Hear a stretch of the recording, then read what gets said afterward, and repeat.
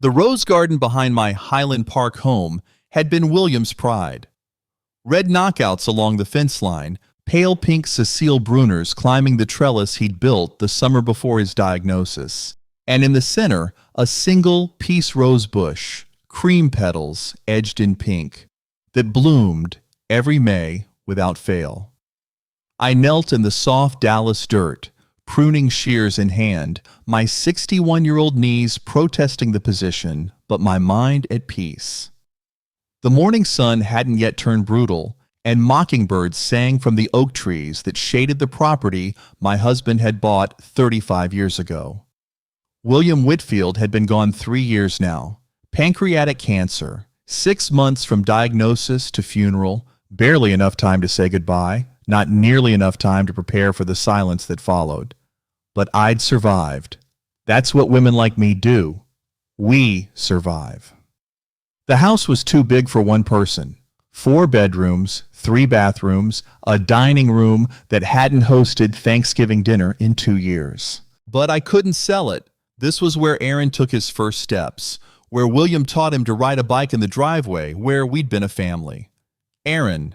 My son was 32 now, a mechanical engineer at Patterson Industries, living his own life in a condo in uptown Dallas. We spoke twice a week, Sundays and Wednesdays, and he visited once a month for dinner. It was enough. It had to be enough. I stood brushing dirt from my gardening gloves and caught sight of my reflection in the kitchen window.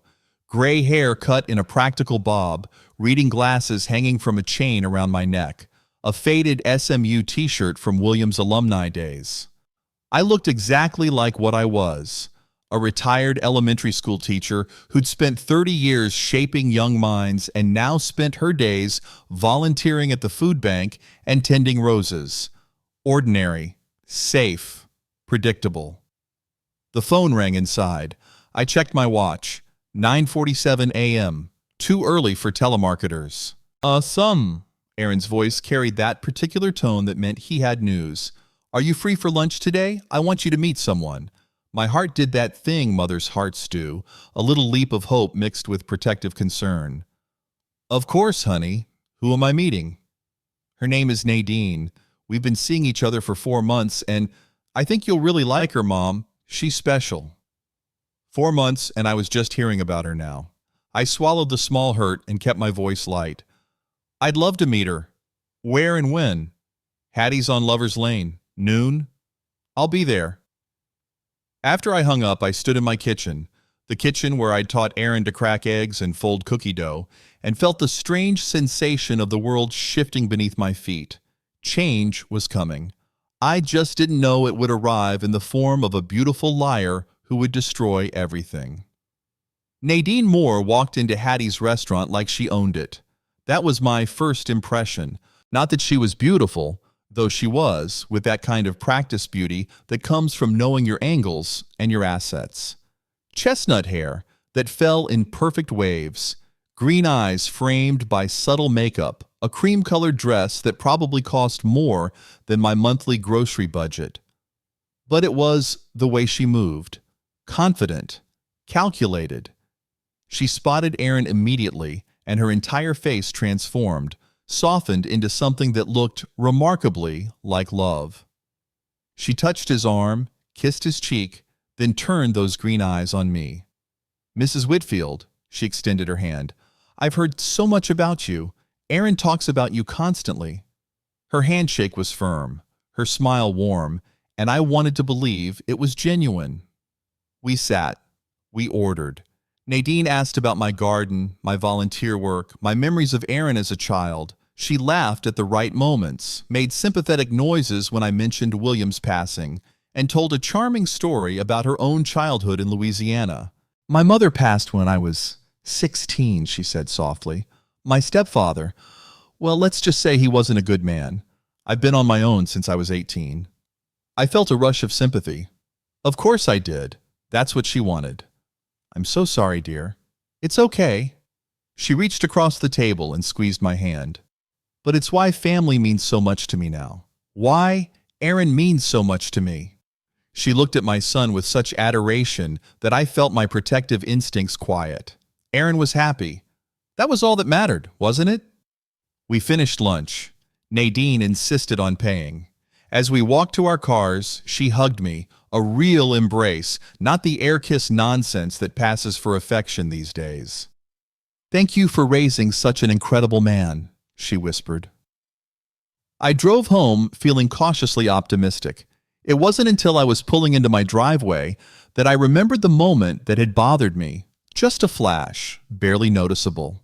When Aaron had excused himself to use the restroom, Nadine's face had changed for exactly 3 seconds. The warmth had drained away, replaced by something cold and assessing as she'd looked around the restaurant, calculating something I couldn't name. Then Aaron returned, and the mask was back in place. I told myself I'd imagined it. That evening, my phone rang at 7:15 p.m. Marcus Brennan's name appeared on the screen. Marcus had been William's best friend since their undergraduate days at SMU. He'd stood beside William at our wedding, held my hand at William's funeral, and handled our estate with the kind of meticulous care that came from 40 years of practicing law. Beverly, his voice was careful. Do you have a few minutes to talk? Of course. What's wrong? I'm probably overstepping, but I need to tell you something about Aaron's girlfriend. My stomach tightened. Go on. I ran into Aaron last week at the courthouse. He was there getting some documents notarized, power of attorney papers, trust fund transfers.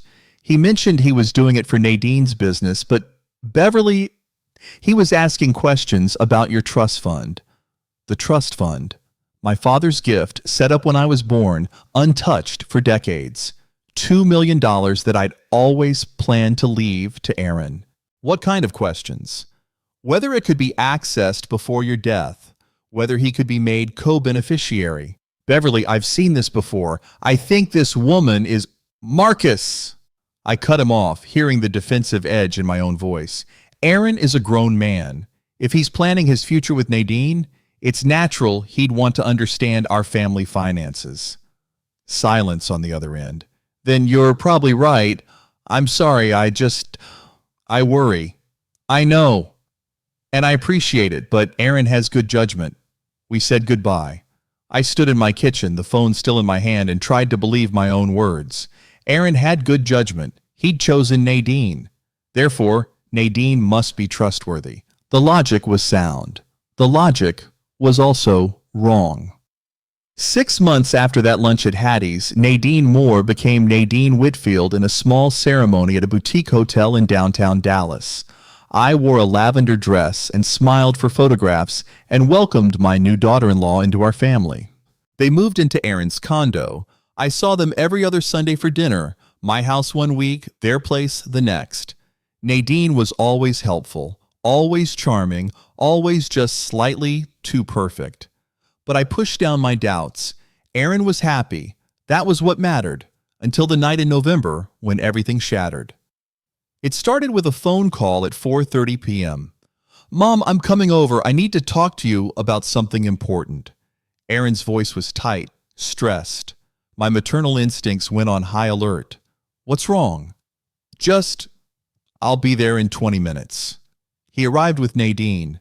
That should have been my first warning. They sat on my living room sofa, the same sofa where Aaron had built pillow forts as a child, and Aaron pulled out a folder of papers. Mom, Nadine and I are starting a business, a consulting firm. We have an incredible opportunity, but we need capital. How much? $500,000. The number hung in the air like smoke. Aaron, I don't have that kind of money in my checking account. I know. He wouldn't meet my eyes. But your trust fund does. That fund is for your future, for your children's education, for my future. Aaron's voice rose. This business is my future, our future. Nadine placed a hand on his arm, playing the role of calming influence. Mrs. Whitfield, Beverly, we wouldn't ask if we weren't certain. This is a once-in-a-lifetime opportunity. What kind of consulting? They exchanged a glance. Aaron answered, technical consulting for overseas contracts. We already have our first client lined up. Something in his tone rang false. I'd been a teacher for 30 years. I knew when someone was lying. I need to see a business plan, financial projections. I need to talk to Marcus. Marcus? Aaron stood abruptly. You need your lawyer's permission to help your own son? Aaron, forget it. He grabbed the folder. I should have known you wouldn't support me. They left. The front door closed harder than necessary. I stood in my empty living room and felt the first whisper of real fear. 2 weeks later, I was going through mail when I found it. An envelope from First National Bank addressed to me, marked urgent action required. Inside, a notice that someone had attempted to access my trust fund with forged authorization documents. The documents bore my signature, but I'd never signed them. I called Marcus immediately. I'm coming over, he said. Don't touch anything. He arrived within 30 minutes, examined the papers with his lawyer's eye, and delivered the verdict I already knew. This is Aaron's handwriting on the request form. The signature is a forgery, but it's good. Someone practiced it. What do I do? Marcus looked at me with something like pity. You report it. Beverly, this is fraud. He's my son. He's committing a felony. I couldn't report Aaron. I wouldn't. Instead, I called him. We need to talk. Tonight. Just you and me. I'm busy. Aaron William Whitfield, you will come to this house tonight, or I will call the police about the bank fraud. Your choice. Silence. Then, I'll be there at 8. He arrived at 8:15, alone, his face a mask of defensive anger. I laid the bank documents on the kitchen table. Explain this. Aaron barely glanced at them. It's not what you think. You tried to steal $500,000 from my trust fund by forging my signature. What am I supposed to think? It's not stealing. That money is supposed to be mine anyway. You've been holding it over my head my entire life. The words hit like a slap. I have never. Everything I did to make you happy. The engineering degree you wanted. The job at Patterson Industries. The respectable life. When do I get to choose what I want? This isn't about choosing your life, Aaron. This is about committing fraud. You don't understand. He slammed his hand on the table. Nadine and I have a real chance here, but you're too controlling to see it. You can't stand that I have someone else in my life. That is not true. The front door opened. Nadine's voice called out, Aaron? Baby, what's taking so long? My son and I stared at each other across the kitchen table, years of unspoken tension suddenly visible. Nadine appeared in the doorway. She took in the scene, the documents, Aaron's flushed face, my rigid posture. Her expression flickered. Just for a moment I saw calculation, decision. Then she screamed, Aaron, no! Don't let her do this to us! She ran toward the staircase. Why the staircase, I wondered later. Why not toward her husband? Everything happened so fast. Nadine grabbed the banister, looked back at me with something cold and triumphant in her eyes, and then she let go. She threw herself backward down the stairs. The sound was terrible. The crack of body against wood, the heavy thud of her head hitting the landing, the horrible final silence. Aaron was screaming. I was frozen at the top of the stairs, my hand still raised from our argument, my mouth open in shock. And Nadine lay at this bottom, blood pooling beneath her head, and whispered 4 words that would destroy my life. She pushed me, Aaron. The ambulance arrived in 7 minutes, the police in 9. Nadine was conscious but dazed, crying about her baby, her poor baby. Please save the baby. I hadn't known she was pregnant. Aaron rode in the ambulance with her. A police officer, young, professional, suspicious, took my statement while I sat on my own front porch like a stranger. She fell, I said. I was in the kitchen. She ran toward the stairs, and she fell. Your son says you were arguing. Yes, about money. And your daughter-in-law says you pushed her. I didn't touch her.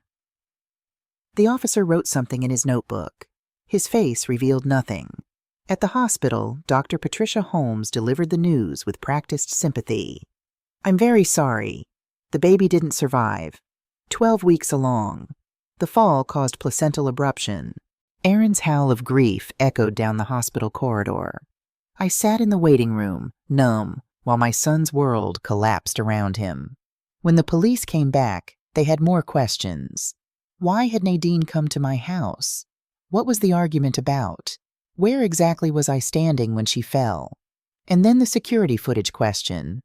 Ma'am, do you have cameras at your residence? Yes, in the hallway upstairs. Hope flickered. The camera would show the truth. We'll need to see that footage. But when they checked, the camera had malfunctioned. No footage from that evening. Just dead air from 6 p.m. onward. Later, much later, I would learn that Aaron had disabled it that morning. My own son had planned this. At 2 a.m., they arrested me. Beverly Whitfield, you're being charged with assault and battery resulting in the death of an unborn child. The handcuffs were cold. The police car smelled like disinfectant and despair. As we pulled away from the hospital, I saw Aaron through the window. He stood with Nadine in a wheelchair, her head bandaged, his arm around her shoulders. He watched me go. He didn't wave, didn't cry, didn't protest, just watched. And I knew, with the terrible certainty that only mothers can know, that my son had chosen her over me. The question I couldn't answer was, why? The Dallas County Courthouse sits on Commerce Street, an imposing building that has witnessed decades of justice and injustice in equal measure. I sat at the defense table in a borrowed gray suit. My own clothes were too cheerful for a murder trial, and listened to my son destroy me. The prosecutor was Sarah Mendez, 38, sharp as a razor, with political ambitions that required convictions. She'd made it clear from the beginning that this case would define her career. Wealthy woman attacks pregnant daughter-in-law in fit of jealous rage. The narrative was clean, compelling, completely false. My lawyer was Daniel Costa, a public defender with too many cases and too little time. My trust fund was frozen pending the outcome of the fraud investigation. I couldn't afford private counsel. Daniel was competent but overworked. He believed me, I think, but belief doesn't win trials. Evidence does. And all the evidence pointed to me. The state calls Aaron Whitfield. My son took the stand wearing a navy suit I'd bought him for job interviews. He wouldn't look at me. Mr. Whitfield, please tell the court about your relationship with your mother. Aaron's voice was steady, rehearsed. I love my mother, but she's always been controlling. She had very specific ideas about who I should be, what I should do. Did that control extend to your relationship with Nadine? Yes. Mom didn't like Nadine from the start. She thought Nadine wasn't good enough, that she was after our family money. And the night of the incident? Mom called me over to confront me about a business loan Nadine and I were trying to secure. She was furious. She said Nadine was manipulating me, that she'd ruin my life. What happened when your wife arrived? Nadine tried to calm things down. She went upstairs to use the bathroom. When she came out, Mom was there, screaming at her. I heard Nadine say, "Please stop." And then she fell. Did you see your mother push her? A pause. Aaron's eyes finally met mine across the courtroom. No, but Nadine said she did. And I believe my wife. The words felt like bullets. Sarah Mendez nodded, satisfied. No further questions. Daniel stood. Mr. Whitfield, if you didn't see your mother push your wife, how can you be certain it happened? Because Nadine wouldn't lie about something like this. But you were having financial problems, weren't you? Money troubles can strain any relationship. Objection, relevance. Sustained. The judge, Morrison, a man I later learned had been accepting bribes for years, looked at me with thinly veiled disgust. Daniel tried. He really did. But without video evidence, without witnesses, it was my word against Nadine's.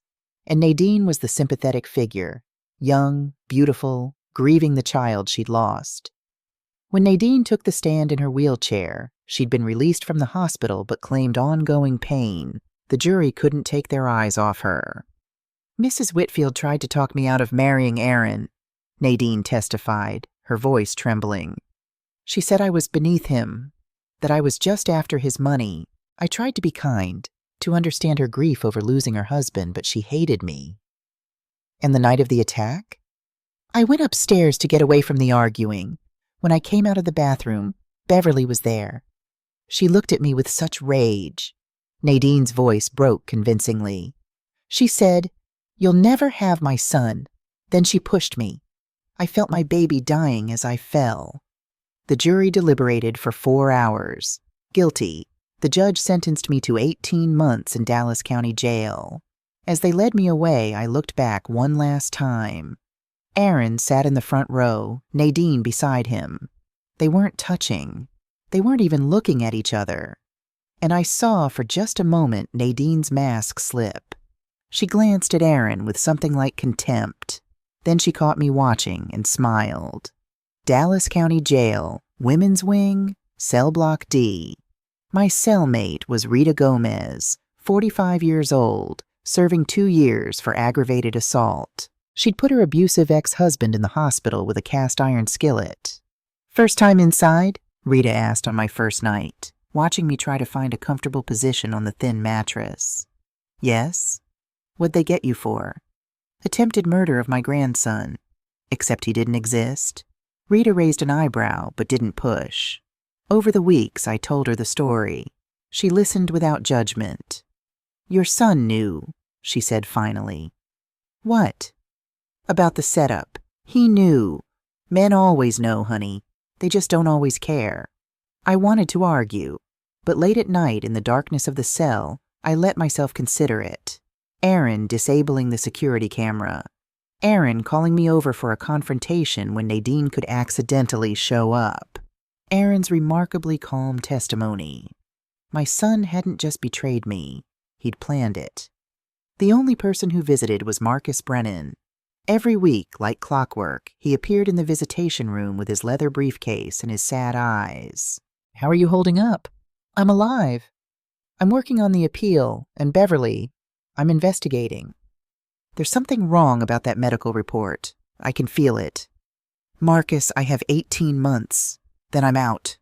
Let it go." "I will not let it go." His voice was fierce. "That woman destroyed you, and I'm going to prove it." I didn't believe him. I'd stopped believing in justice the day the verdict came down. But Marcus believed enough for both of us. I spent my days teaching basic literacy to other inmates, women who'd fallen through every crack in the system, who'd never had someone take the time to show them how words could be power. In a strange way, I was doing what I'd always done. Teaching, nurturing, building up, just in a very different classroom. At night, I lay awake and thought about Aaron, my baby boy, who I'd rocked to sleep 1,000 times, who I'd nursed through chickenpox and heartbreak and teenage angst, who I'd loved with a kind of fierce, unconditional devotion that only mothers understand, and who had put me in a cage. Rita noticed the change in me around month 9. "You're getting hard," she observed. "Is that bad?" "Depends. You planning revenge when you get out?" "No." I met her eyes. "I'm planning survival. There's a difference." "Not much of one." She was right. Day 547, Marcus brought news. The medical examiner who verified Nadine's pregnancy? Dr. Patricia Holmes. She left Dallas 6 months ago, moved to Costa Rica, left no forwarding address. People move, Marcus. Not like this. I'm following the money trail. Something doesn't add up. Day 612. A letter arrived from an anonymous sender. Inside, a single photograph of Nadine and a man I didn't recognize, having dinner at an expensive restaurant. They were holding hands. On the back, written in neat handwriting, "Your son doesn't know. Keep faith." Day 729. Marcus visited with a folder so thick it barely fit in his briefcase. "Tomorrow, you walk out, and then we destroy them." His eyes held something I'd never seen before. Hope. I walked out of Dallas County Jail at 8:47 a.m. on a Tuesday morning in May. The Texas sun hit my face like a benediction.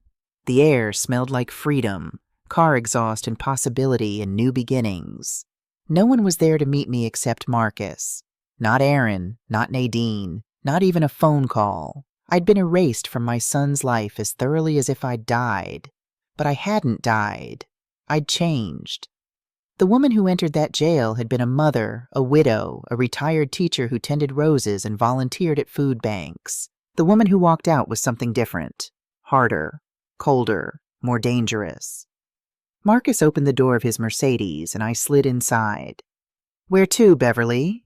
I looked at my reflection in the side mirror. Gray hair grown longer, face thinner, eyes that had seen too much. "To war, Marcus. Take me to war." Marcus's Mercedes smelled like leather and expensive cologne, a sharp contrast to the institutional disinfectant that had filled my nostrils for 18 months. We drove in silence through downtown Dallas, past the courthouse where I'd been convicted, past the park where I used to take Aaron to feed ducks when he was 4 years old. The city looked the same, but I was seeing it through different eyes. "Where are we going?" I finally asked. "The Adolphus Hotel. I've reserved a suite for you. You need rest, a proper meal, and time to process everything." "Marcus, I can't afford—" "Your trust fund has been unfrozen. The fraud charges against Aaron were dropped. Insufficient evidence, apparently. The fund is yours again, Beverly. All of it." I turned to look at him. "They dropped the charges?" "Nadine convinced Aaron not to press them. She told the DA it was a family misunderstanding." His tone dripped with contempt. Very generous of her, considering she helped orchestrate the entire thing. "You can prove that?" Marcus pulled into the hotel's circular drive and put the car in park. He turned to face me, and I saw the exhaustion in his eyes. 18 months of work, of fighting for me while I rotted in a cell. "Beverly, I need you to listen to everything I'm about to tell you, and I need you not to react until I'm finished. Can you do that?" My heart began to pound. "Yes. Let's get you checked in first. Then we talk." The hotel suite was elegant, all cream and gold, with floor-to-ceiling windows overlooking downtown Dallas. Marcus ordered room service while I stood at the window, watching the city pulse with life below. When the food arrived, I realized I couldn't remember the last time I'd eaten something that didn't come from a prison tray. "Eat first," Marcus said gently. "Then I'll show you what I found." I managed half a chicken breast and some asparagus before my stomach rebelled. 18 months of institutional food had shrunk my appetite along with everything else. Marcus pulled a laptop from his briefcase and set it on the coffee table between us. "I'm going to show you several things. They're going to hurt, but they're also going to set you free." He clicked open the first file. The document on screen was a medical record from Mercy General Hospital, Dallas. Patient name, Nadine Moore. Pre-marriage name. Date, September 15th, 3 weeks before my arrest. Procedure, hysterectomy. Total abdominal reason, severe endometriosis. Patient request. Notes, patient counseled on permanent infertility. Patient confirmed understanding and consent. I read it 3 times before the words made sense. "She couldn't have been pregnant," I whispered. "No." Marcus's voice was gentle but firm. "She had her uterus removed 3 weeks before she claimed to be carrying your grandchild." "But the hospital report, the miscarriage, was falsified. Dr. Patricia Holmes, the attending physician who verified the pregnancy and treated the miscarriage, received a payment of $50,000 2 days before your trial. I have the bank records." He clicked to another file. Bank statements, highlighted in yellow. "Holmes left the country 6 months into your sentence. No forwarding address, no contact with former colleagues, just gone. Costa Rica, if my sources are correct." I stood up, pacing to the window. My hands were shaking. "How did you get these records? Medical files are protected." "I had help. From someone inside." "Who?" Marcus hesitated. "I'll get to that. First, there's more." He clicked through more files. Each one was another nail in Nadine's coffin. Louisiana State Police Report. Nadine Russo, another former name, questioned in connection with elder fraud case, 2019. No charges filed. Houston Chronicle article, 2020. Local woman committed after attacking daughter-in-law. The victim's mother had been institutionalized. The daughter-in-law's name was listed as Nadine Peterson. The article included a photo. It was her. Same face, different hair color, but unmistakably Nadine. Austin American Statesman obituary, 2021. Margaret Rodriguez, 64, preceded in death by her son David Rodriguez and his wife Nadine Rodriguez. Margaret had committed suicide 3 months after her son's wedding. "She's done this before," I said, my voice hollow. "Multiple times. At least 3 that I can document. Probably more. She finds men with family money, isolates them from their mothers, and systematically destroys the maternal relationship. In 2 cases, she drove the mothers to mental breakdown. In 1 case, he paused. To suicide. I sat back down, my legs unable to support me. Erin knows this? I don't think so. She's very, very good at what she does.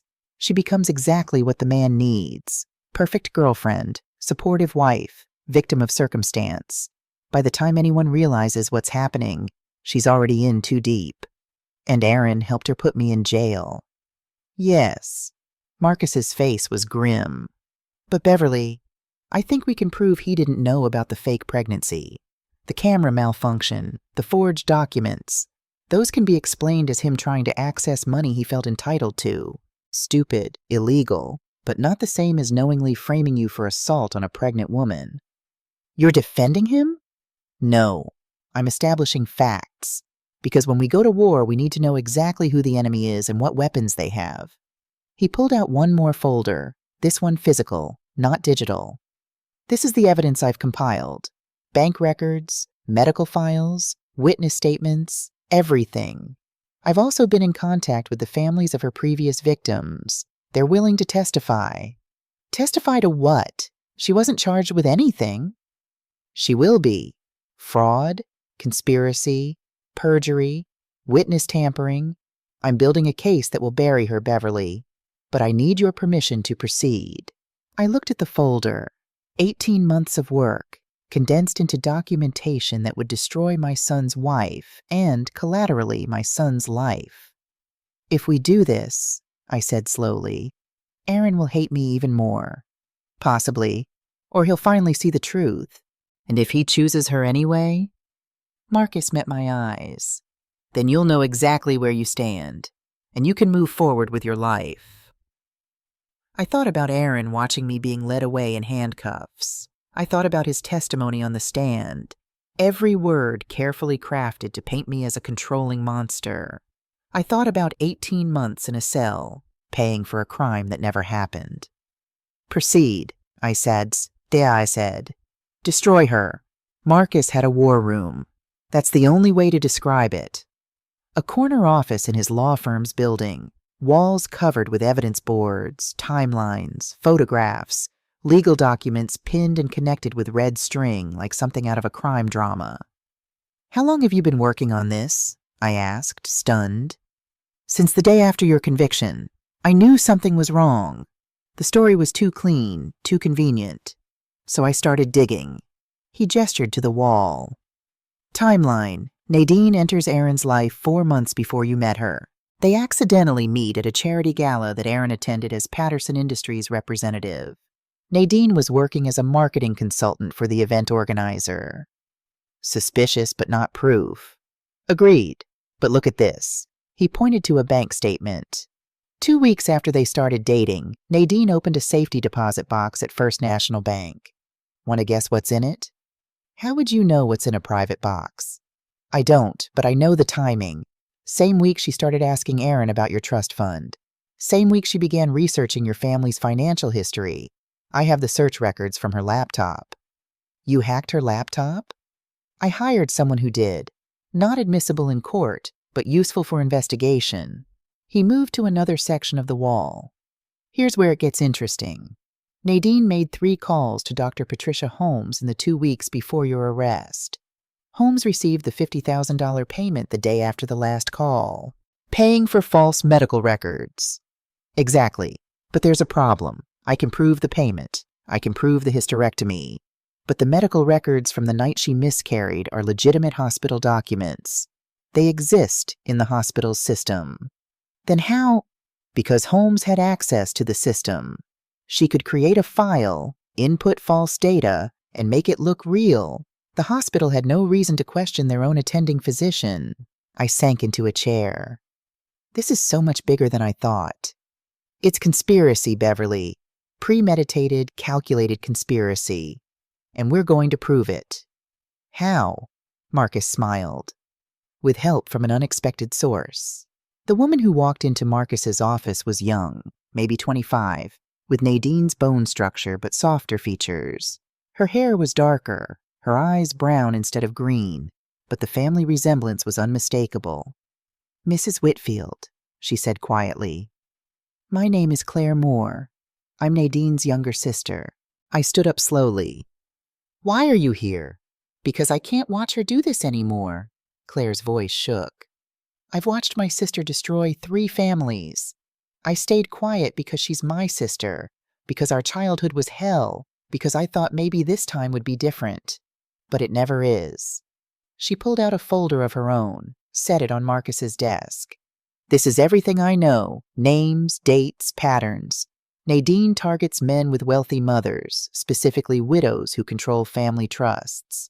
She researches them for months before making contact. She becomes whatever the son needs. Then she slowly, systematically destroys the mother-son relationship. Why? I asked. If it's about money, why not just marry rich and divorce? Because Nadine doesn't want a divorce settlement. She wants everything. The only way to get everything is to eliminate the mother from the picture. Legally, socially, or... Claire's voice broke. Mrs. Rodriguez didn't just commit suicide. I think Nadine drove her to it. I can't prove it, but I know my sister. Marcus leaned forward. What can you give us that's admissible in court? I'm a nurse at Mercy General. I wasn't supposed to see Nadine's medical files, but I did. I know about the hysterectomy. I know she can't have children and hasn't been able to for 3 years. She pulled out a document. This is her surgical report from 2021. Complete hysterectomy due to severe endometriosis. I photocopied it before the records were sealed. Records don't get sealed without reason, I said. Nadine sued the hospital claiming surgical complications. Part of the settlement was sealing all related records, but I made a copy before the seal went into effect. Marcus took the document carefully, like it was made of gold. This is admissible. Your family, you had legitimate access as hospital staff, and you copied it before the seal. Claire, you just gave us the smoking gun. Claire turned to me, her eyes full of tears. I'm so sorry for what my sister did to you. Our father was abusive, our stepfather worse. Nadine survived by becoming whoever she needed to be to stay safe, but somewhere along the way she stopped being a victim and became a predator. Why come forward now? Because I saw Aaron last week, at the grocery store. He looked... She paused, searching for words. Broken, like a man trapped in a cage he built himself. And I realized Nadine doesn't love him. She never did. He's just another mark. I thought about my son, the boy who'd built pillow forts and caught fireflies and promised to always protect me. Thank you, I said quietly, for your courage. Claire wiped her eyes. What happens now?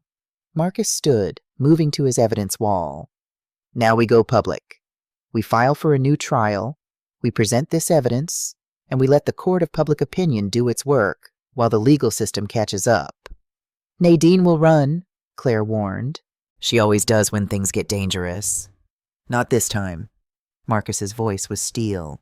This time we're ready. I spent the next week with a team Marcus assembled. A public relations consultant named Melissa Torres, a private investigator named James Kirkland, and an appellate attorney named Sandra Chen. Melissa was blunt. Your image right now is jealous mother-in-law who attacked pregnant woman. We need to flip that to innocent victim of elaborate fraud. It's a big flip. How do we do it? We tell the truth, but we tell it strategically. She pulled out a media plan. First, we leak the hysterectomy records to a trusted journalist. Not all at once, just enough to raise questions. Then we do a TV interview. Local news, sympathetic anchor. You tell your story. Devoted mother, wrongful conviction, discovered the truth. We position you as a survivor, not a victim. I don't want to be on TV. You don't have a choice. This is a PR war as much as a legal one. We need public opinion on our side before we go back to court." Sandra Chen, the appellate attorney, agreed. "The legal system moves slowly, but public pressure can move it faster. If we can show that you were wrongfully convicted based on false evidence, the DA's office will want to distance themselves from the case." "Sarah Mendez won't back down easily," I said. "She built her career on convicting me, which is why we're also investigating her." Sandra's smile was sharp. "Turns out Ms. Mendez has had several cases overturned on appeal. There's a pattern of aggressive prosecution tactics. Some might call it misconduct." James Kirkland, the PI, had been tailing Aaron and Nadine for 3 days. "Your son goes to work, comes home, drinks. A lot. Nadine goes to the gym, meets friends for lunch, and..." He paused. "She's seeing someone. Man named Derek Chen, venture capitalist. They meet twice a week at the Mansion Hotel bar." My stomach turned. "Aaron knows?" "I don't think so. He's too busy drowning in whiskey to notice." The picture emerging was clear. Nadine had what she wanted, access to Aaron's inheritance, social status, and was already moving on to her next mark. My son was disposable. "We go public tomorrow," I decided. All of it. The news broke at 6 a.m. on a Tuesday. Dallas Morning News. Wrongfully convicted. New evidence suggests Beverly Whitfield case built on lies. The article was careful, legally vetted, but damning.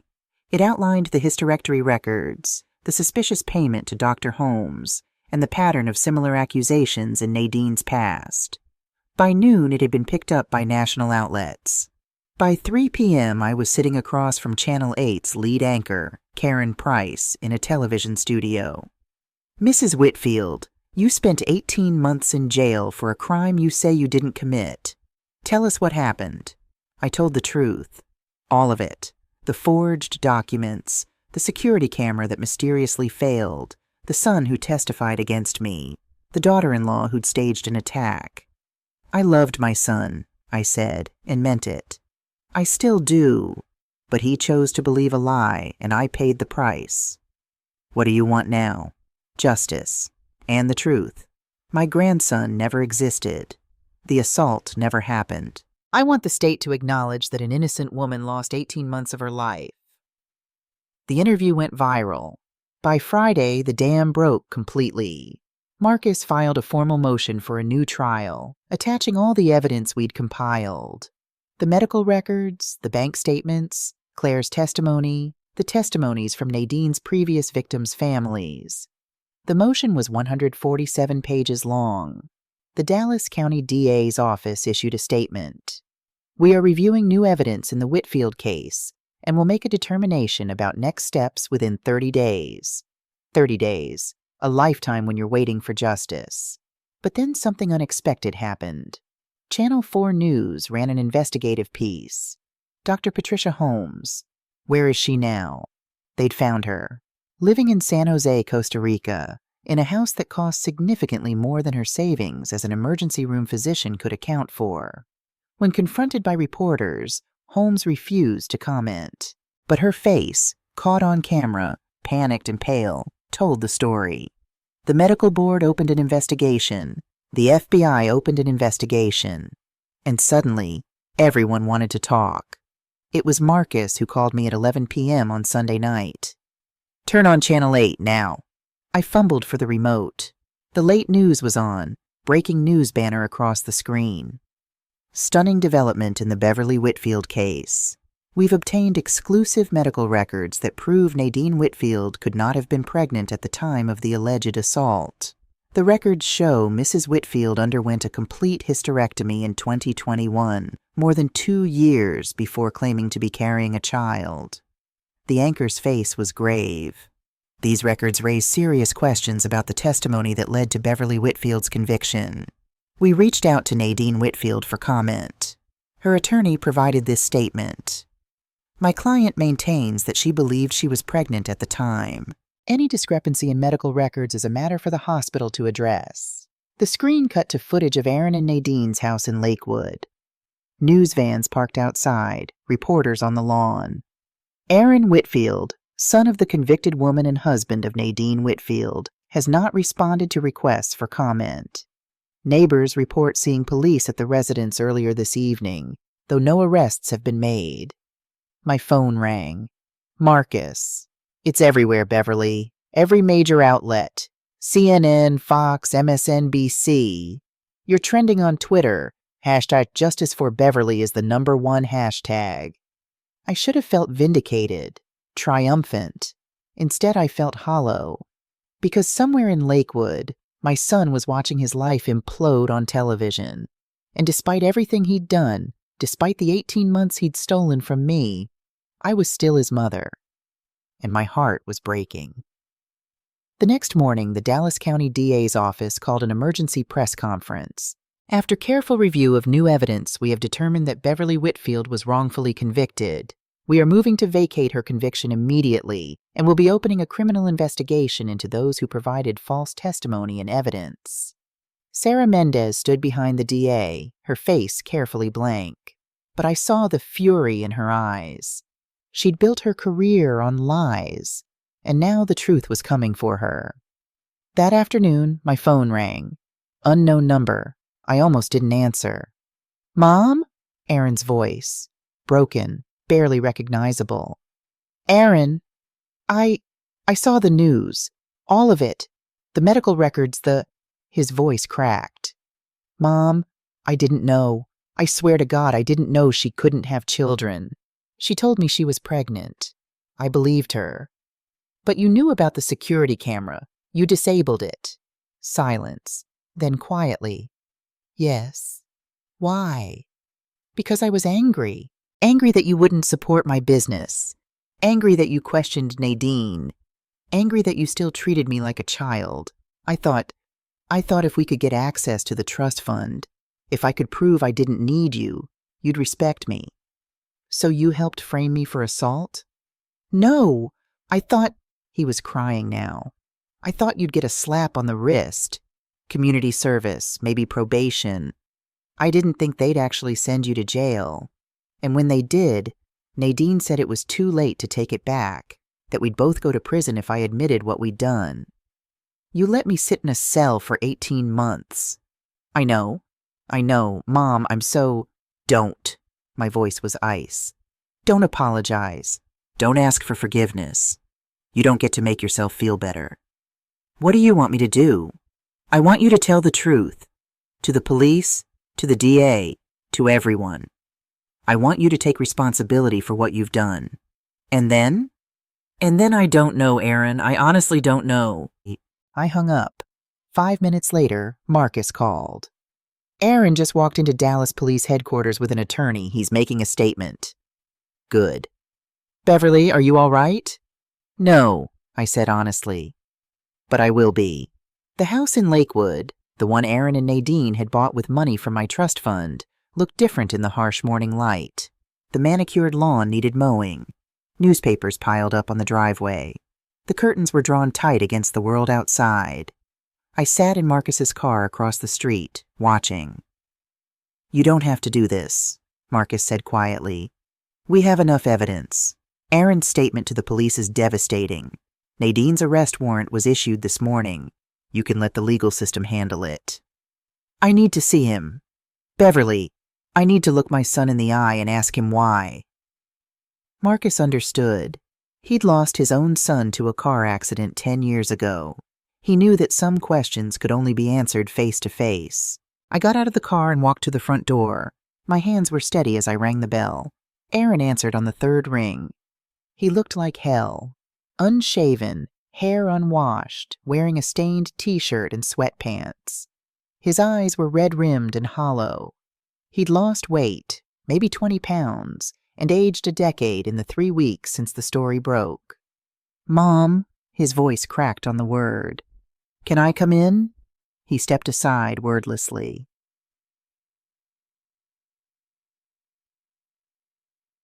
The house was a disaster.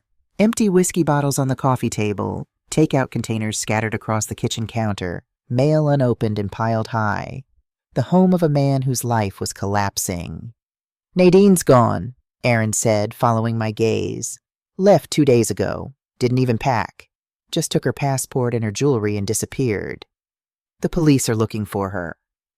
"I know," he laughed bitterly. "They were here this morning. Went through everything.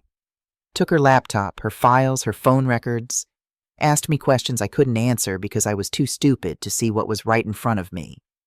He sank onto the couch, put his head in his hands. "I loved her, Mom. I really did. Or I thought I did. I don't even know anymore." I remained standing, keeping distance between us. "Tell me about the camera, Aaron. The security camera that stopped working the night she fell." He looked up at me with eyes that held no more lies. "I disabled it that morning. Cut the wire in the attic. Nadine asked me to.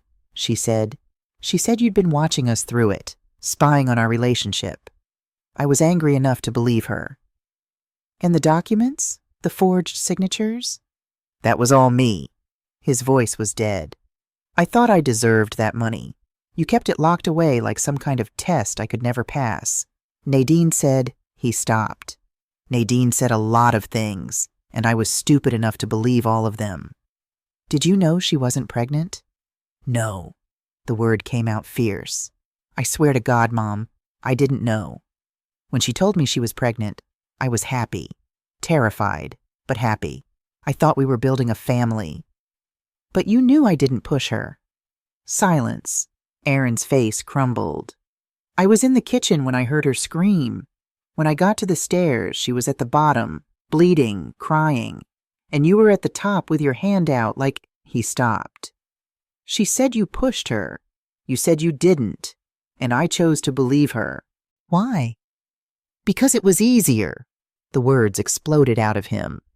"Because believing you was the controlling monster she painted you as meant I didn't have to feel guilty for wanting to be free. Because if you were the villain, then I was the hero saving my wife and child." He stood up, pacing, his hands shaking. "I testified against you knowing I hadn't seen what happened. I sat there in court and told them about your controlling behavior and your jealousy, and I destroyed you with my words. And every night I went home and Nadine held me and told me I was brave for standing up to you." His voice broke. "I sent my own mother to jail, and I told myself I was doing the right thing. I watched my son fall apart and felt nothing. That was the strangest part. No anger, no satisfaction, no grief. Just a vast, empty numbness where maternal love used to live." "Aaron, do you know what 18 months in jail does to a person?" He shook his head, tears streaming down his face. "It strips away everything soft, everything trusting, everything that makes you vulnerable." I moved closer, my voice calm and controlled. "The woman who went into that cell was your mother. The woman who packed your lunches and helped with your homework and stayed up all night when you had the flu. The woman who came out is someone else entirely." "I'm so sorry." "Stop apologizing. It doesn't change anything. Sorry doesn't give me back 18 months. Sorry doesn't erase the memory of my own son telling a courtroom I was dangerous. Sorry is just a word you say to make yourself feel better." "Then what do you want from me?" His voice was desperate. "Tell me what to do and I'll do it. I'll spend the rest of my life making this right." "There is no making this right, Aaron. Some things can't be fixed. Some trust, once broken, stays broken." I walked to the window, looked out at the quiet suburban street where children rode bicycles and neighbors waved to each other. "I came here to understand why. I needed to look you in the eye and hear you explain how you could do this to me. And now I have my answer." "What answer?" "You were weak, you were selfish, and you chose the easy lie over the hard truth." I turned back to him. "You're not a monster, Aaron. You're just a coward." The word hung between us. Aaron flinched like I'd slapped him. "I loved you more than my own life," I said quietly. "I would have died for you without hesitation. And you let me rot in a cell because it was convenient for you." "Mom, please. The prosecution wants you to testify against Nadine. They're offering immunity in exchange for your cooperation. Marcus thinks you should take the deal." "What do you think I should do?" "I think you should tell the truth. For once in the last 2 years, tell the complete, unvarnished truth, regardless of the consequences.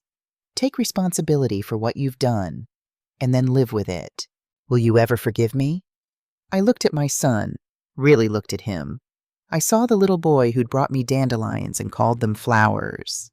The teenager who'd cried on my shoulder when his first girlfriend broke his heart. The man who'd stood beside me at his father's funeral and promised to always take care of me. And I saw the stranger who'd betrayed all of that. I don't know, I said honestly. Ask me again in 10 years. I walked to the door, then paused. Nadine didn't love you, Aaron. She never did. You were just a means to an end. But I did love you. Remember that when you're wondering if anyone ever cared. I left him there, sobbing on the couch in his ruined house. Marcus was waiting in the car. How do you feel? Empty, I said, and free. Nadine's arrest came 3 weeks later. She'd fled to Mexico, stayed in a resort in Cabo San Lucas under a fake name. But Claire had predicted her moves. She always goes somewhere warm when she's stressed. And the FBI found her exactly where Claire said she'd be. The extradition took another month. By the time Nadine Moore Whitfield stood in Dallas County Court, the media circus was in full swing. Cameras lined the courthouse steps. True crime podcasters dissected every detail. The story had everything: fraud, betrayal, a wrongfully convicted mother, a marriage built on lies. I sat in the front row of the gallery, Marcus on one side, Claire on the other. Nadine was escorted in wearing an orange jumpsuit, her hair pulled back, her face carefully composed.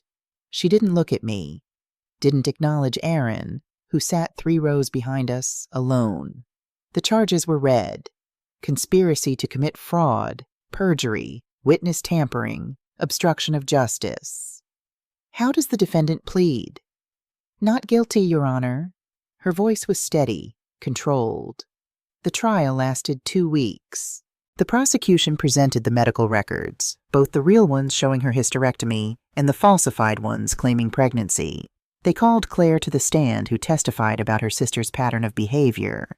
They presented Dr. Holmes's bank records showing the $50,000 payment. And then they called Aaron. Tune. Climax number 2. Aaron's testimony. My son took the stand wearing a suit that hung loose on his frame. He'd continued losing weight, continued drinking, continued collapsing under the weight of his guilt.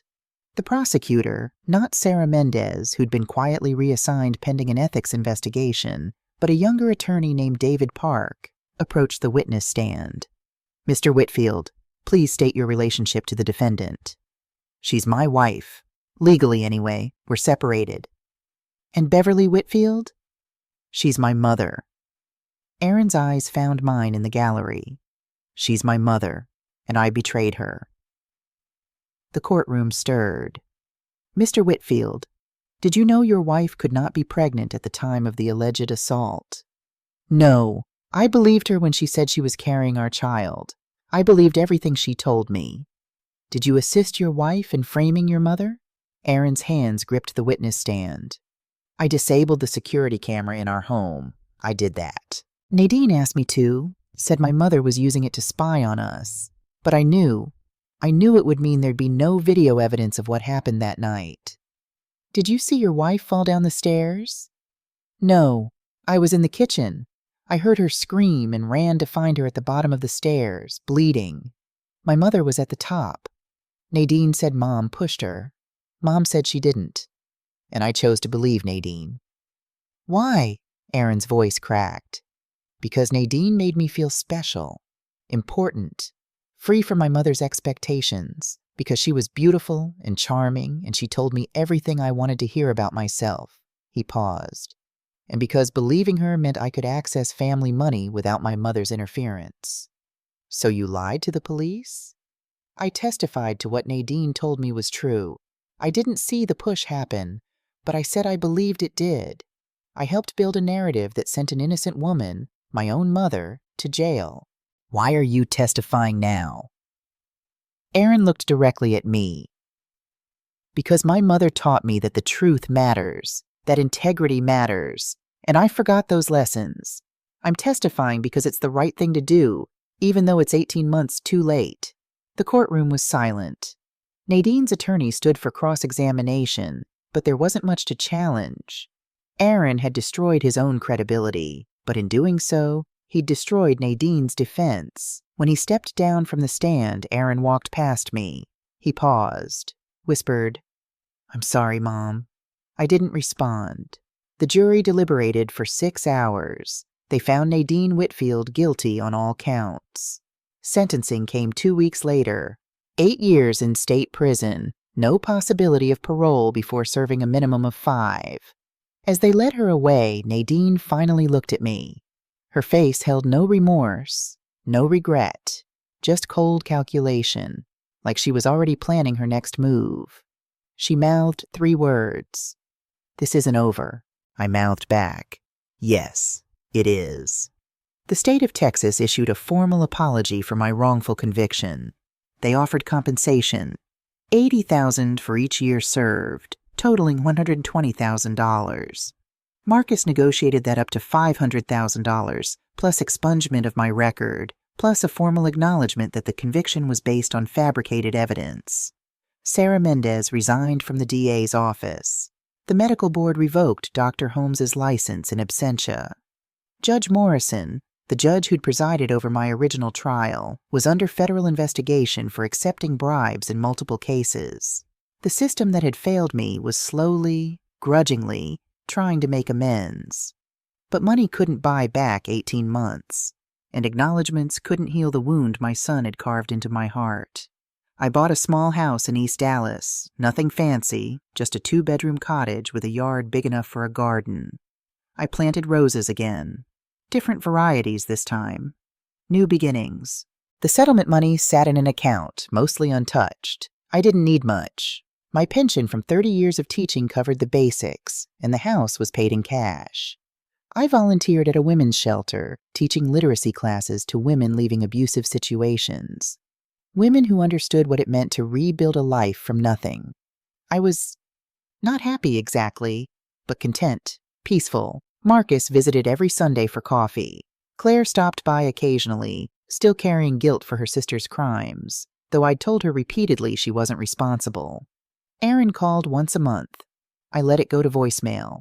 He'd moved to Austin, started working for a smaller engineering firm, joined AA. According to Marcus, who stayed in touch with him, he was sober and trying to rebuild his life. I was glad, truly, but I wasn't ready to be part of that rebuilding. Maybe I never would be. In August, Marcus brought me a letter. "It's from Aaron. He asked me to give it to you. Said you don't have to read it, but he wanted you to have it." The envelope sat on my kitchen table for 3 days before I opened it. Inside, a single page in Aaron's handwriting. "Dear Mom, I'm not asking for forgiveness. I don't deserve it.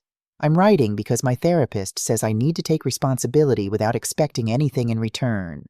I destroyed our relationship because I was selfish, weak, and cowardly. I chose money and freedom over integrity and family.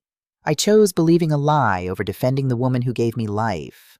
Every day I wake up knowing I put you in a cage. Every night I go to sleep knowing I can never undo that. I'm sober now, 6 months, working on being the man you and Dad raised me to be. But I'm doing it for me, not to win you back.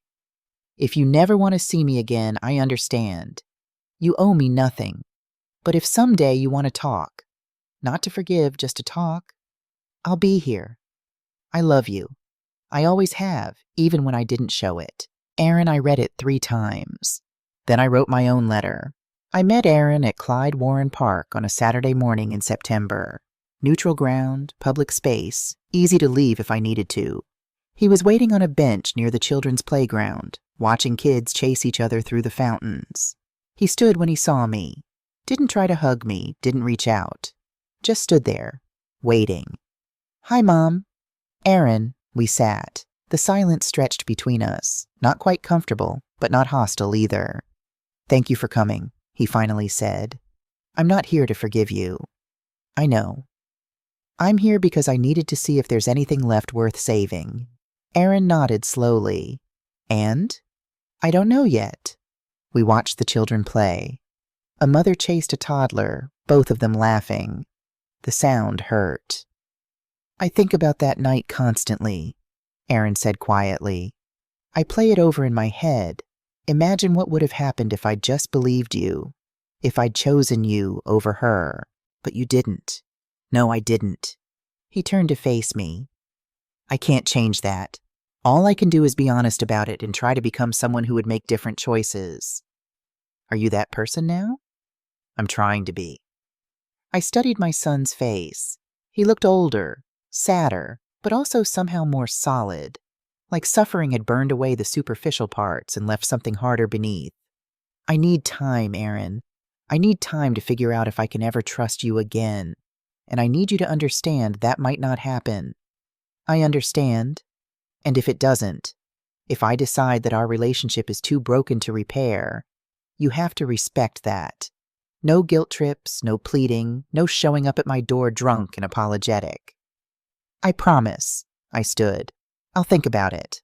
That's all I can offer right now. That's more than I deserve. I started to walk away, then paused. Aaron, are you really sober? 6 months, 2 weeks, 3 days. Good. Keep it that way. Your father would want that. Yeah. His voice broke. He would. I left him there on the bench, and I didn't look back. That evening I sat in my garden, my new garden with roses I'd chosen myself, and wrote a letter I would never send. Dear Aaron, I want to tell you that I forgive you. I want to tell you that we can rebuild our relationship, that time will heal these wounds, that mother-son bonds are unbreakable. But I'd be lying. The truth is, I don't know if I can forgive you. I don't know if the woman I've become is capable of the kind of unconditional maternal love I used to feel. 18 months in jail changed me, not just because of the time lost, but because of what I learned, that I'd spent 61 years defining myself by my relationships to other people. William's wife, Aaron's mother, the helpful teacher, the good volunteer. I was never just Beverly. So here's what I'm doing instead of forgiving you. I'm choosing myself. I'm using the settlement money to start a foundation, the Wrongfully Convicted Mothers Fund. I'm helping other women who've lost years of their lives to false accusations, corrupt systems, and broken families. I'm writing a book about my experience, not for money or fame, but because my story might help someone else survive their own nightmare. I'm living in a house I chose, planting gardens I designed, spending time with people who value me for who I am, not who they need me to be. I'm 63 years old, and for the first time in my life, I'm living for myself. Maybe someday we'll have a relationship again. Maybe someday I'll be able to look at you without remembering the sound of cell doors locking. Maybe someday the anger will fade enough to let the love back in. But that day isn't today, and I'm okay with that, because I'm finally okay with me. Mom Marcus found me in the garden at sunset, the letter in my lap. You going to send that to him? No. Why not? I smiled, a real smile, not the polite ones I'd worn for so many years. Because he doesn't need to know. This letter isn't for Aaron. It's for me. It's me acknowledging that I'm allowed to choose myself, even when that choice disappoints other people. Marcus sat beside me on the garden bench William had built a lifetime ago. You're not who you were before all this happened. No, I'm not. The Beverly who went into that jail was soft and accommodating and lived to make other people happy. She died in that cell. And who are you now? I thought about it, really thought about it. I'm the woman who survived, the woman who fought back, the woman who chose truth over convenience and self-respect over unconditional forgiveness. I looked at Marcus. I'm not sure I like her all the time. She's harder than I used to be, less trusting, more cynical. But she's real, and she's free. I stood, walked to the small fire pit in the corner of the garden, and lit it with matches I kept in my pocket. What are you doing? Marcus asked. Something I should have done months ago. I held the letter over the flames, watched the edges curl and blacken, watched my words turn to smoke and ash.